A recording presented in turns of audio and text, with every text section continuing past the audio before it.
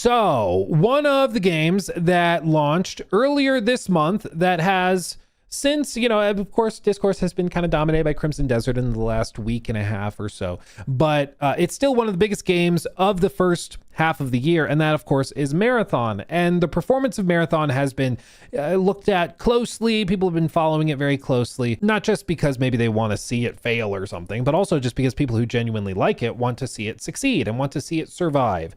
And as we all know, a lot of live service games that even have solid foundations, if they don't meet certain metrics, the parent company shuts it down and the game never reaches its full potential. I think even to a certain extent, High Guard is a good example of that, where if they added like an arenas mode, if they added some other stuff, I think it would have been much more compelling, but they didn't, and they didn't have the time to do it, so it shut down, and now the story's over. As for Marathon specifically, we've seen the player counts shift and move. Review scores have gone high, and it does have a dedicated fan base that is enjoying it, plays it at a pretty regular pace. But as you can see, like, we're trying to find where the norm is going to be for the game. Like, what is the dedicated fan base that's here a month after launch, 2 months after launch, 6 months after launch? Because those are the players that keep the game afloat. And the higher that number is, of course, the more money that the company can justify spending on it. And so this has started a whole discussion about the overall performance. Forbes, Paul Tassi, wrote an article on this very topic saying, a Marathon reality check. It's a good game, but it's not a hit. And this surprisingly has caused much triggering and gnashing of teeth, but I think that it is like, according to the data that we have, it seems like a fair estimation. So new estimates came in from analytics firm Alinea yesterday about Marathon's player base and revenue, painting a worrying picture about the game's performance. I verified with sources that those numbers were close to the actual figures at Bungie. That is not good news. There is some positivity, mainly related to the game's quality and reception from current players. Marathon has an 89% score on Steam, where 70% of its players reside. The Alinea report details large swaths of players who have already invested 50 to 100 hours in Marathon despite its launch just 2 weeks ago. Many are hooked, which is true. Like, a lot of people are eating it up. Not enough, unfortunately. Those dreaded Steam charts, of course, are being brought up, like I just showed you, with a massive dip, and there's been sort of a shift in... Hold on, my whole Chrome is frozen.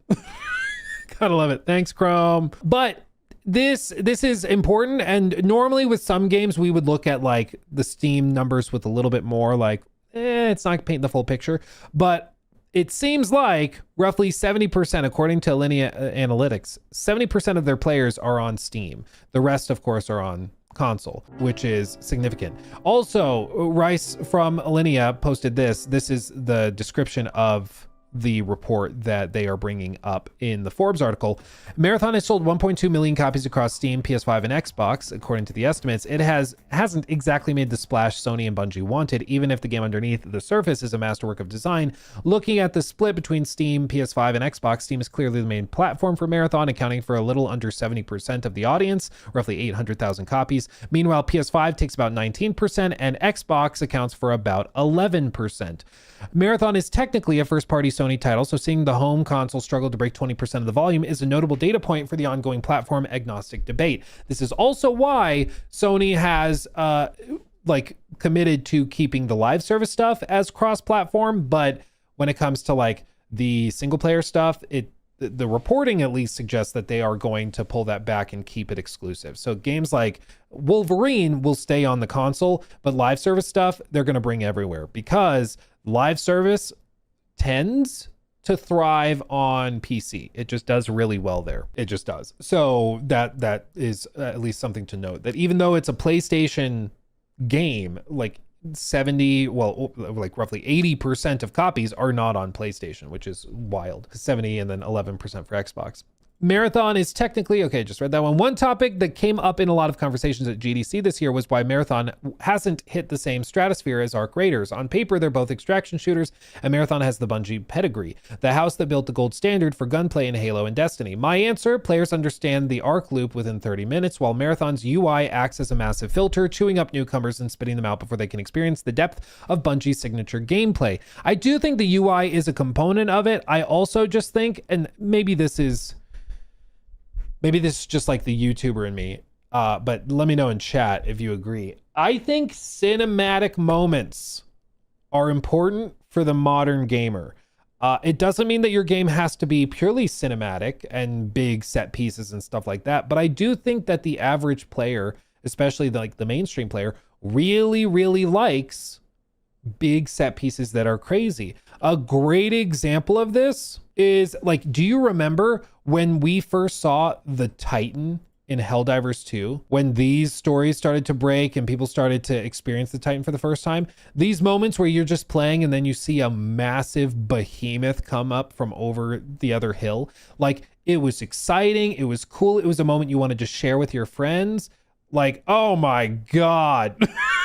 Like that's what I mean with like cinematic moments that are just huge and crazy and are like, oh my God.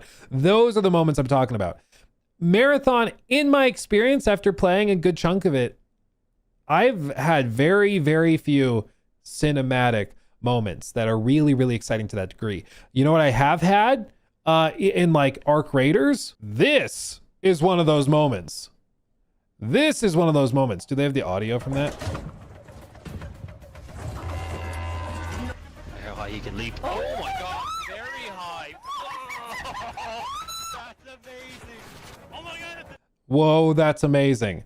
That's something I've not had that feeling when playing Marathon. It just doesn't hit. There's a lot of bots that are engaging and really, really like compelling and like, oh, this is a good gunfight. This is a cool environment. This is a cool set, like whatever.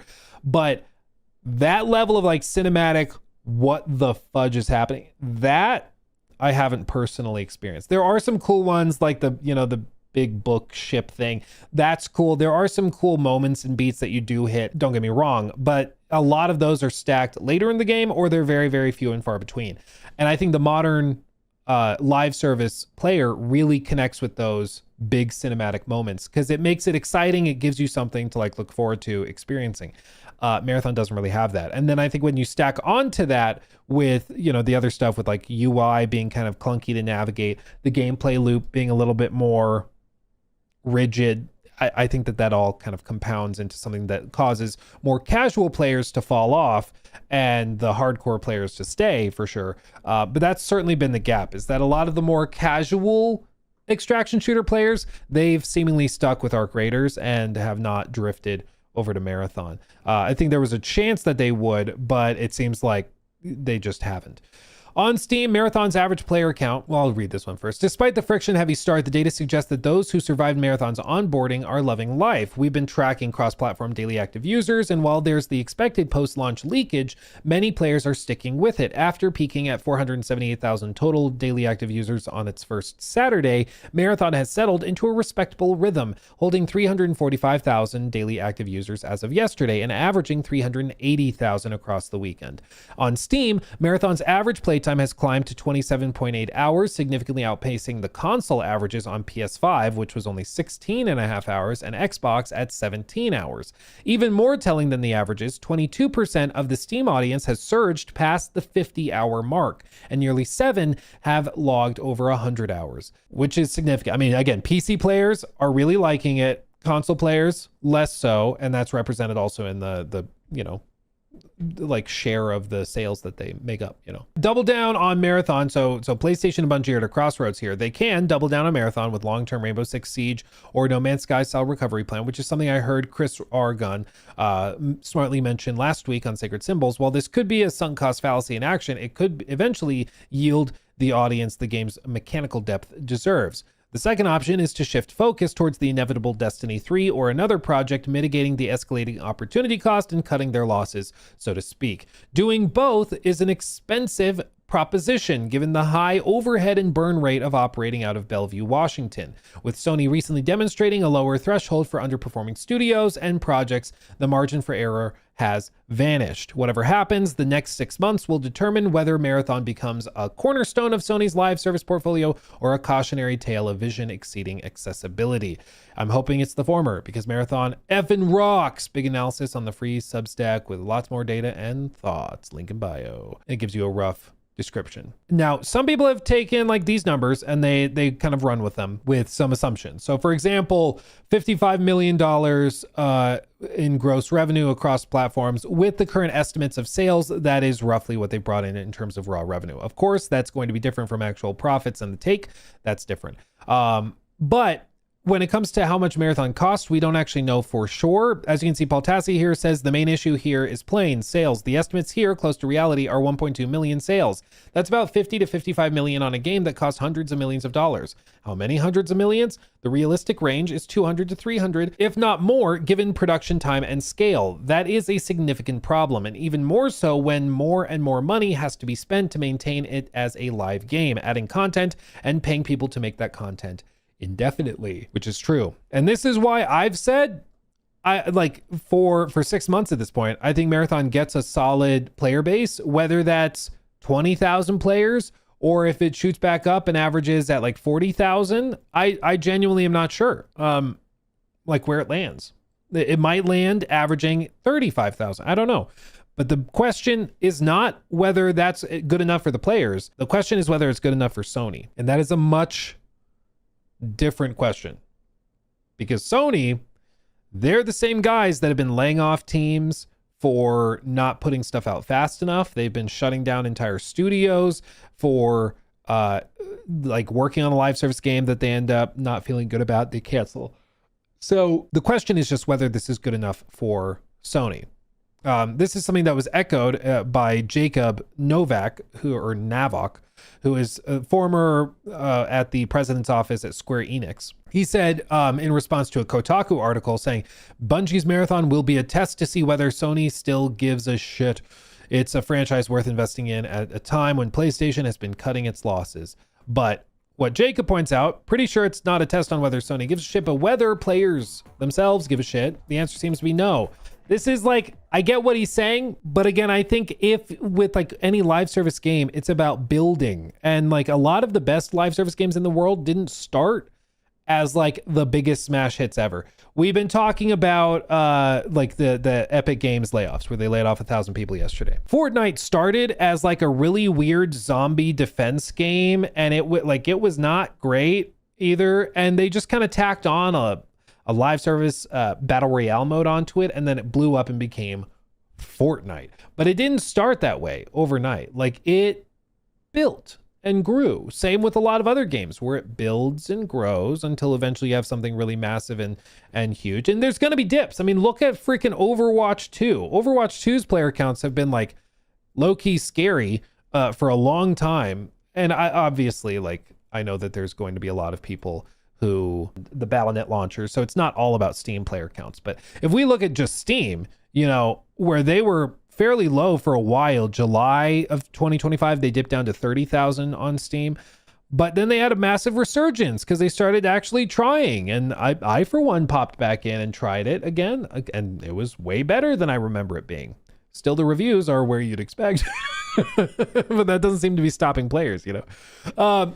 So, like, yes, you can say that players are leaving and are disconnecting and the average player count is dropping. And it's true if we just go and, you know, do some rough technical analysis. Okay, this is technical analysis right here. Ready? This trend line is going down, which makes us sad.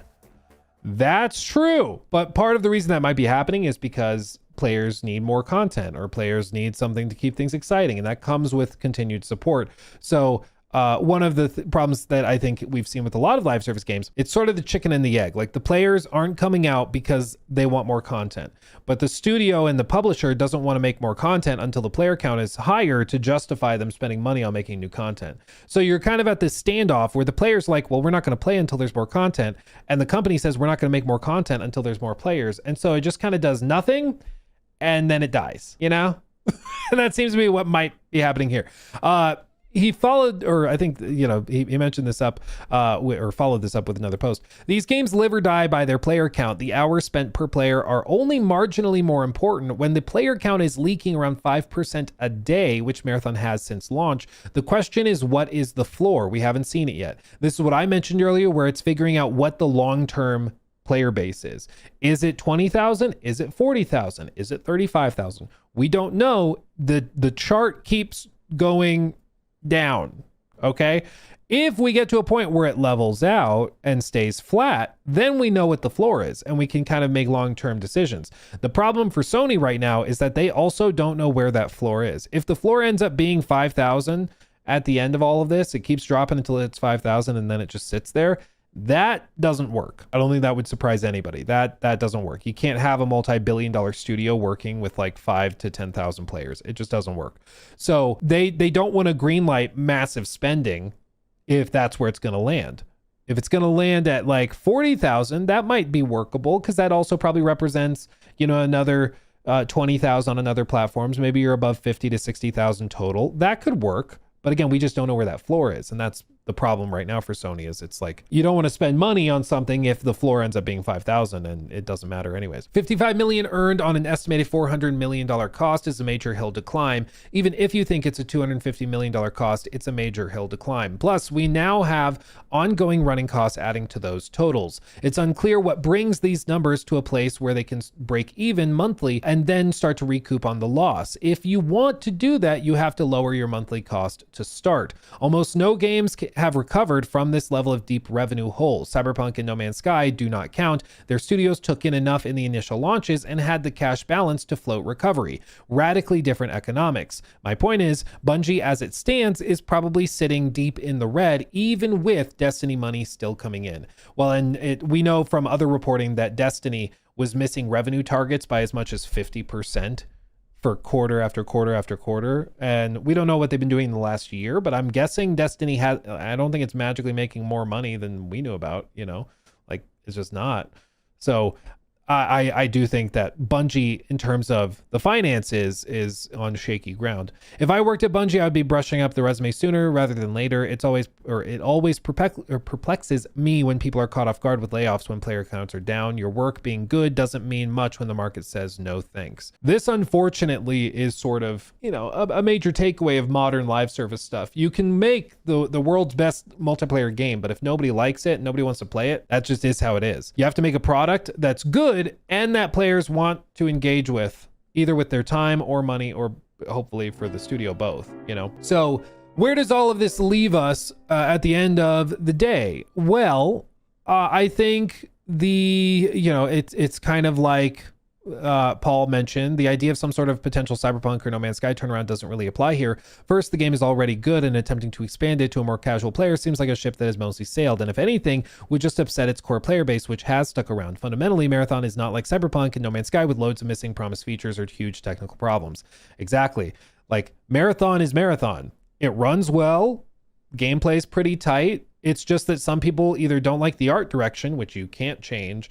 They don't like the UI, which you can change, but it's also tough to overhaul it when the UI is tied to the art style so much, so it's easier said than done. But like even that, like I'm not convinced that the vast majority of players are leaving because they didn't like the menus. I think it's just that they didn't find the game loop that compelling. They played a few matches and were like, and they went back to Arc Raiders or whatever else they're playing.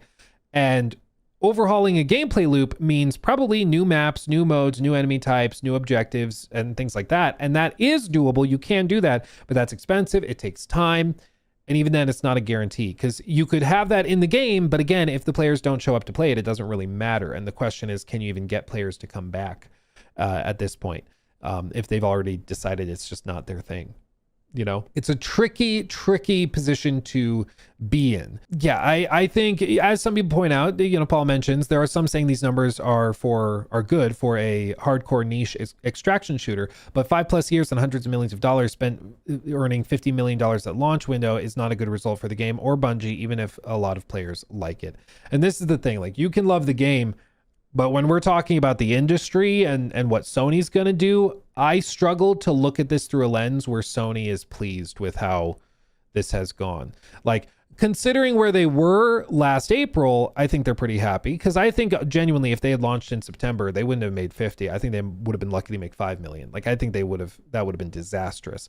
So by giving it some time, they did recover some and make some decent, money up front, but this is Bungie. Like, this was a studio that is massive. This is a big team in a very expensive part of the world, and they spent a lot of money and a lot of time on this overall, and 50 million just isn't going to cut it. And as with all game launches, you know, they start out with you know, a big spike in revenue. This is like our timeline. They start out with a big day of sales, and every game on Earth will see it drop and level out. Maybe you have a sale occasionally, you have an expansion, and then it goes back down to this with occasional bumps. Right now, it seems like Marathon is like right here. So I don't see a huge influx of players or cash unless something massive happens. And that's just where Sony's going to decide if they think the odds are high that happens and if they want to stick with it. Now, he mentioned the sunk cost fallacy, which is important to remember, because that is something we've seen with some other Sony projects where the writing is on the wall. Notably, there is another game from Sony that I don't think anybody is expecting to do well. Like, I don't think anybody's expecting this to explode into popularity. After the reveal, I don't see this magically becoming Fortnite 2, you know? So I'd be surprised if it does. But apparently they are still working on it. The team and studio is still, full speed ahead, and they're still working on it. And so for some projects, Sony is willing to give them more runway and time and money and resources, even when everybody else is like, I'm not sure what you're seeing in this. They will commit to it and they'll stick with it. It's just a matter of what they see in it. And what I've learned from Herman Hulst is that I don't know what he sees in things, okay? I don't get it. Most of the stuff that he's most excited about, I find baffling. I don't get it, okay? He is willing to die on so many weird hills. I just don't understand. I don't get it. The fact that like this is where what he had his like one of his biggest and most successful teams working on for years is wild to me. Like actually wild to me. I just don't understand it. It's absolutely crazy. So maybe Herman sees something in Marathon 2 and it's going to give him plenty of time to work on it and overhaul it and get it, more in line with maybe what a casual audience wants, because there's a lot more casual players than hardcore players, and that might help them recover the money they spent on it. But who knows? I think that's maybe the one of the main takeaways, though, just to remember, is that they spent casual audience money on a hardcore niche game, and as a result, they're getting niche money out of it, which is fine. But when you spent Destiny levels of money on the game, it like the economics don't work out. It just doesn't line up. So we'll see. Herman never ceases to surprise me, but if I was at Bungie, I'd just be worried that Sony is not pleased with how it went, and I'd be cautious. You got to be careful. How is Herman still in charge? I don't know. I would think because bear in mind, he spent 3.7 billion on Bungie. He spent allegedly 400 million on Concord. He spent hundreds of millions of dollars on all these other projects. The Last of Us Online, the God of War live service game, Blue Point working on stuff, Sony Bend working on stuff, years and years of work that goes absolutely nowhere. In addition to the games that were never announced and never revealed. He did all of this, which probably amounts to well over $5 billion worth of spending to get Helldivers 2,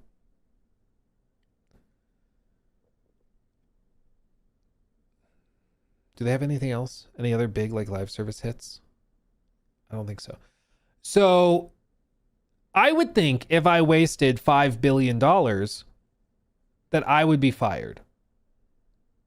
I think that would be a fair assumption to make. I think that would be a fair assumption to make. Somehow he still has a job. I don't get it. Because dare I say, I'm going to go out on a limb. Jacob, my brother, editor extraordinaire, who works for me. You guys know and love Jacob. He's great. Great, Jacob. Jacob's great. If he lost me I won't even go $1 billion. $1 million. He's in trouble. You know, he'd be in trouble. He got demoted. What happened to him is he got promoted and then demoted back. So Herman was kind of the right-hand man to Jim Ryan. And then after Jim Ryan left, he was promoted to co-CEO. And then after however many months, he was demoted back down to head of like whatever his current role is, like head of PlayStation Studios, head of SIE or whatever. Like, but he was promoted and then pushed back, but he kind of landed in the same spot, you know, kind of landed in the same spot that he started at, which still doesn't make sense. Helldivers 2 was a happy accident. It was a throwaway game before launch. Then people got their hands on it and loved it. Well, Bruce, I think that you are more right than maybe you even know. I was speaking to somebody who got the chance to talk to an Arrowhead dev at an event. And they said, no, Sony was not involved with us at all before Helldivers 2 launched. They were hands off. They didn't take us very seriously at all. They were really expecting us to launch and just be like a small little side game they can put on PlayStation Plus. And yeah, they did not think we were going to be massive, which I think was reflected in the lack of marketing, basically. So it's not surprising, I think, to see how it's gone, but it's why it's kind of funny. It's the opposite of the Midas touch. Whatever Herman really tries to make a thing doesn't end up being a thing. You know, like if he tries really, really, really, really hard to make Concord a thing, it doesn't work. It just doesn't work. And they tried really hard to make Marathon a thing. It did seem to help from where they were earlier last year, but I'm not sure if it was enough for them. So yeah, we'll see. Anyway, so there's where we're at with Marathon. My kind of closing thoughts are that I think that the audience might be having a great time. And there might be a solid audience of, I don't know, 30,000, 40,000 people, but I cannot in my head get to a spot where I'm like imagining being the CFO of Sony and looking at these stats and being like, awesome. I just don't see it. I think that they almost certainly were expecting a lot more and demanding a lot more, and we'll see what they choose to do. He took my thing.